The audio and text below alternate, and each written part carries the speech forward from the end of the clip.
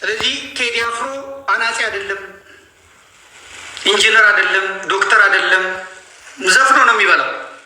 4 ልጆች አሉት። 4 ልጆቹን ያስተዳድራል። ሚስት አለችው፣ ሚስቱን ያስተዳድራል። ከዘፍኖ ነው የሚበላው። ይኮነን ይጽደቅ ምን አባ ገባ አንተ? ምንም የሚያገባው ነገር የለም። መጽሐፍ ምን ይላል? በቃ ዘፋኝነት መንግስተ ሰማያትን አያስወርስም። አለቀ።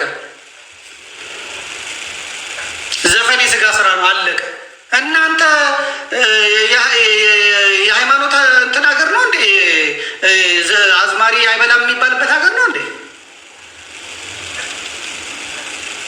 በሃይማኖቱ ነው የሚጠየቀው፣ ፈጣሪ ዘንድ ነው የሚጠየቀው። እንደ ዜጋ ግን ግብር እየገበረ በሀገሩ ጉዳይ ተሳትፎ መኖር አለበት።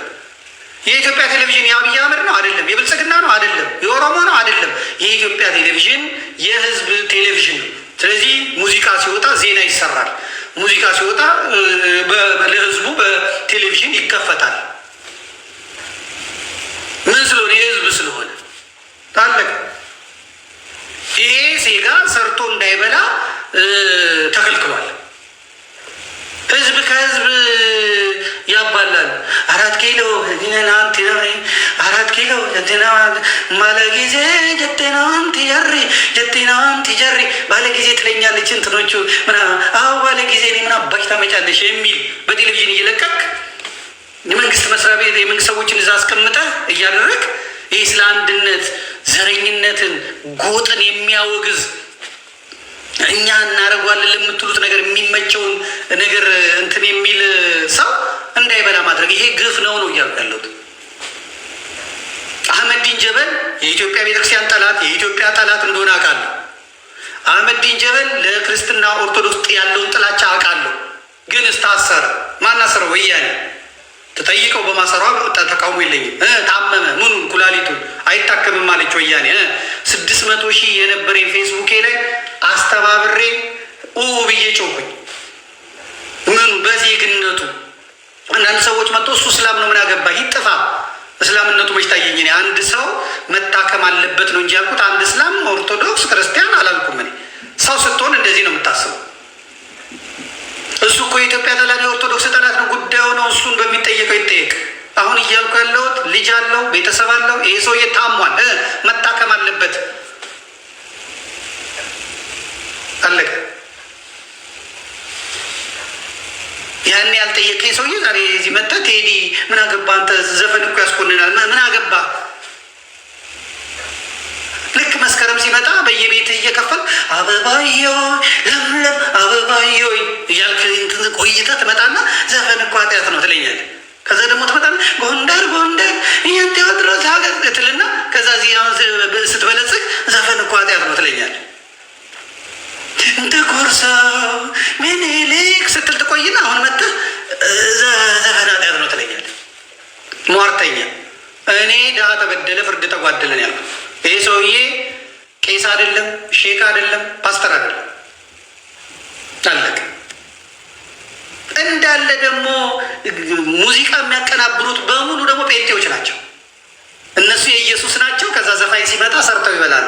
እነ ካሙዙ እነማነማ ዘፈን ያቀናብራል፣ ግን በኢየሱስ ስም ይላል። ከዛ ዜማ ያርማል። ጡትሽ ጋር እኮ ያልከውን ትንሽ ወደዚህ ወደ ደረትሽ ውሰጂው፣ እንደዛ ካልሆነ አይመታም እያለ እያቀናበረ ከዛ እኔ ኢየሱስ ነኝ ብሎ ነገር የለም። ጉዳዩ እሱ።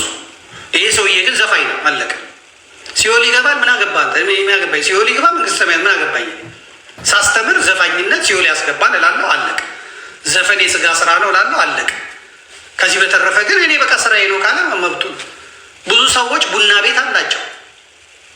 ብዙ ሰዎች ሆቴል አላቸው። ብዙ ሰዎች ፔኒሲዮን አላቸው። ፓስተሮች ፔኒሲዮን አላቸው። ፔኒሲዮን ውስጥ የሚሰራው ምንድን ነው የተባለ ነው የታወቀ ነው። ፔኒሲዮን ዳማ መጫወቻ አይደለም። ፔኒሲዮን የጸሎት የሆነው በእነሱ ነው። ፔኒሲዮን ውስጥ የሚሰራው የታወቀ ነው። ፔኒሲዮን ውስጥ በየሳጥን ውስጥ ኮንዶም የሚቀመጠው መቼም ውሃ ጠፍቶ ውሃ ሊያጠራቅሙበት አይደለም። ፓስተሩ ፔኒሲዮን አለው፣ ሼኩ ፔኒሲዮን አለው፣ ምኑ ፔኒሲዮን አለው።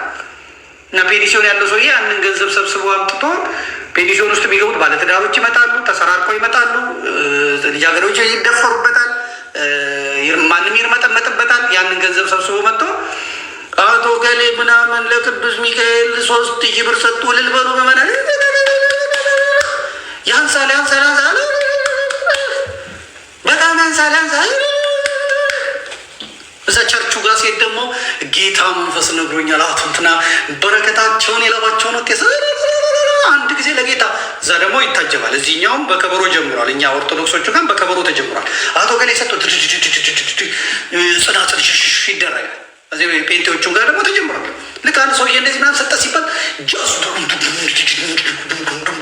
ሰውየው ራሱ በድንጋጤ ሌላ 3000 ብር ይሰጣል። በእውነት ሌላ 3000 ብር ይሰጣል።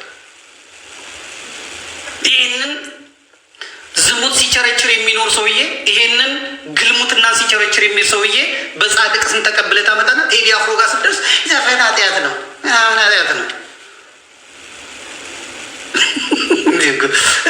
እኮ ነው የገባሉ። በእውነት ይሄ ማጅራት ሲመታ የነበረ ሰው ሲያግት የነበረ ሚኒስትር ነኝ ምናምን ብሎ ከየት እንደመጣ የማይታወቅ ሀሳብ ገንዘቡን ይዞ ሲመጣ ወደ ቤተክርስቲያን አቶ ገሌ ይህ ሰው አርዶ ወፍጮ ቤት ከፍቶ በሰው ደም የገነባ ከዛ የገንዘብ አለ ብሎ ሲመጣ እግዚአብሔር ቴዲ አፍሮ ሲባል ዘፈን ኃጢአት ነው ምናምን። ቴዲ አፍሮ ብር ይዞ ሲመጣ ግን በእውነት ልጃችን ኃይለ ሚካኤል ወይ ገብረ ሚካኤል ይሆናል ስሙ እኔ ሰጥቷል ምናምን ሆነበት ልልበሉለት ምናምን። እኔ የተከራከርኩ ያለሁት ልጁ ሰራተኛ ነው። የቀን ሰራተኛ ቢሆን በቀን ሰራተኝነቱ የደረሰበት በደል ካለ እጮህለታለሁ። ዶክተር ከሆነ በዶክተርነቱ የደረሰበት በደል ካለ እጮሃለሁ። አሁን ዶክተሮች ራበን ብለው አደባባይ ወጡ። ይኸው በቴሌቪዥን ነው ዋይ ዋይ ያልኩላቸው። እንዴት ዶክተር ይራባል ብዬ። እዛ ዶክተር ውስጥ ኦርቶዶክስ አለ፣ አዎ። እዛ ዶክተር ውስጥ እስላም አለ፣ አዎ። እዛ ዶክተር ውስጥ ጴንጤ አለ፣ አዎ። እኔ ለማን የጮኩት? ዶክተር ለተባለ ሰው ለተባለ ለሴቱም ለወንዱ ለጠመጠመቿ ማተብ ላሰረቿ እምነት ለሌለው ይሄ ነው። ሰራተኞች ናቸው።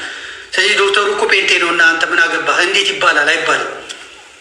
እዚህ ቴዲ አፍሮ ልጆቹን የሚያሳድገው ይሄ ነው። ገበሬ አይደለም፣ አርሶ አይበላም ምናምን። ጸጋው ስጦታው እኔ በቃ በዚህ ነው የምኖረው ብሏል። ሲኦል ይግባ ምናምን ባለቤቱ ይወቅ፣ ምን አገባኝ። ቴዲ አፍሮ መጥቶ ቢጠይቀኝ ዘፈን ምንድን ነው ሲለኝ ኃጢአት ነው እለዋለሁ። ዘፋኝነት ምናምን ብሎ መንግስተ ሰማያት አያስገባም እለዋለሁ። ይሄ መጽሐፍ ስለሚል ቃሉ ስለሚል በቃ እኔ እሰራለሁ። መብቱ ነው። ለምን ሲሰራው በሀገሪቷ ሕግ መሰረት የሚሰራን ሰው ለምን ትሰራለህ አይባልም።